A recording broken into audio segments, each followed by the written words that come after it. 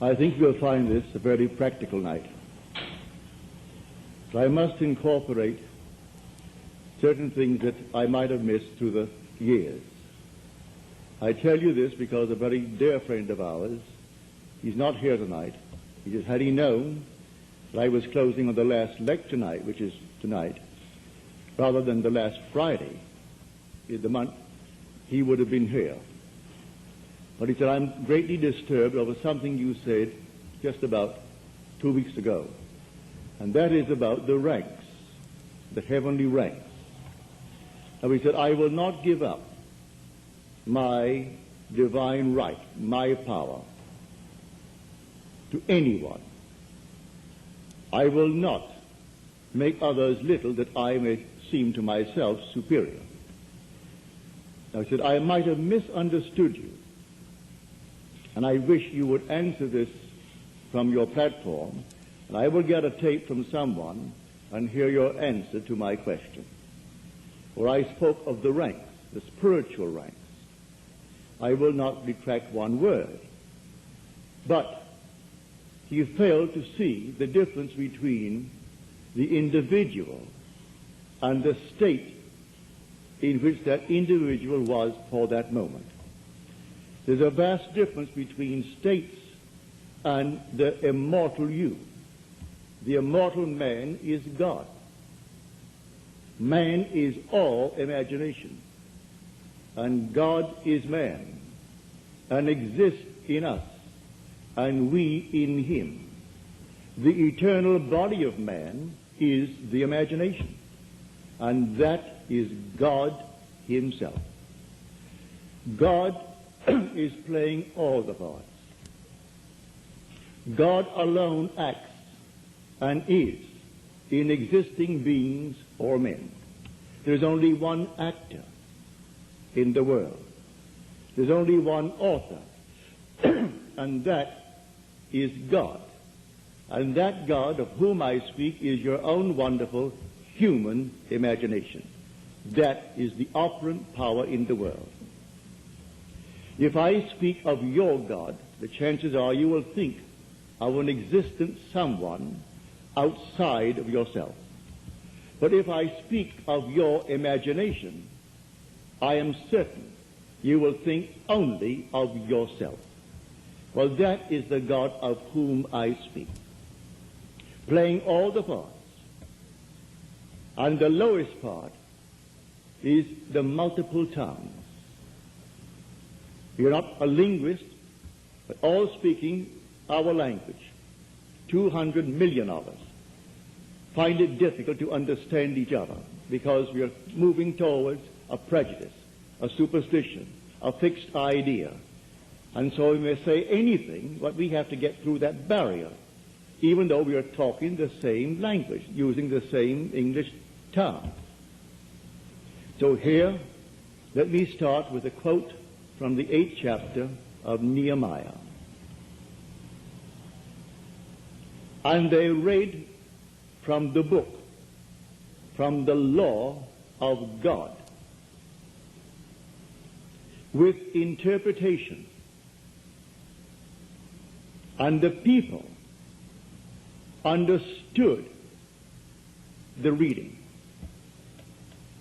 They read it with interpretation, and the people understood the reading. Paul claims in his letter, the first letter to the Corinthians, you'll find it in the 14th chapter, I would rather speak 5 words in my mind that I may instruct others than 10,000 words in a tongue. 5 words just to instruct others. Well, that has been my hope since I started teaching back in 1938. To make it so clear that there is no misunderstanding. But let me state it clearly now. The spiritual states of the soul are eternal. You do not change them. You pass through them like a traveler.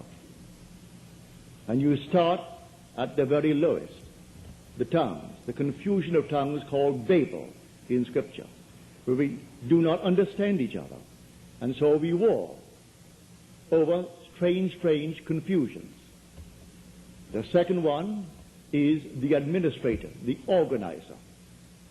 He will organize the confused states for personal gain. That is the second. And then Paul goes up for 8. He finds the last one, the apostle.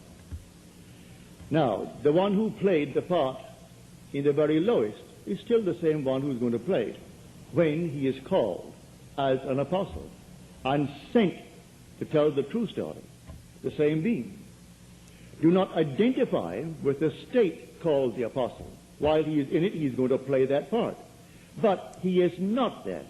He is the immortal self, which is the same one seated right here in everyone who is here. So the judge and the one that he is judging are both played by the same being, and that being the world calls God. But they do not know he is the only actor in the world. Only one actor. God only acts and is in existing beings or men. You and I, learning how to create, we create states to deliver others forever. But what we can make, we can unmake. So we do not make permanent states. We create a state and take a friend out of what he was expressing and put him into the state that we create for him. So tell me what you want. All right? You named it clearly. It's up to me now to create the state and put you in that state. What would it be like if he were now what I wish he were? Try to persuade myself that you are that being. To the degree that I am self-persuaded that you are, I have put you in that state. And in that state, while I am faithful to it and you are in it, you're going to externalize the contents of that state. But what I made, I can unmake. I cannot unmake the eternal states. These eternal states are all within the human imagination. They culminate in redemption. And redemption is preceded by apostleship. That's when you are called. And the word apostle means one who is sent. So I am finding myself in a state where I'm called. The night I was called back in 1929, I had no idea I had arrived at that state. But here I am called into the presence of the infinite love. And it's man. Having answered his question correctly, that love was the greatest thing in the world, he embraced me and we fused and became one body, one spirit.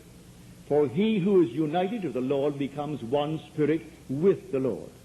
At that moment, it was not enough to be called and to be incorporated into the body of God, but to be sent on a mission. And I did not know that mission until it unfolded itself within me. And it took 30 years. 30 years later, suddenly it erupted within me, and the entire story of Jesus unfolded itself within me, casting me in the central role of the story. And then I knew who I am. Then I knew who the one called Jesus of the story really is. He is the culminating point of God in man. So when man actually completes the journey and comes to the fullness of it all, he discovers he is the one he's been seeking all through his journey. But he comes to that at the very end. So do not let him brag. Do not let him boast that he is an apostle. Apostle is a permanent state. He is infinitely greater than all the states. He created these, and they are permanent within man, within the human imagination. But when he arrives at that state, it's the last of the journey. And then he awakens and he knows who he is. And these experiences gives him the certainty that he is God. He reads now the word that he read when he was a child.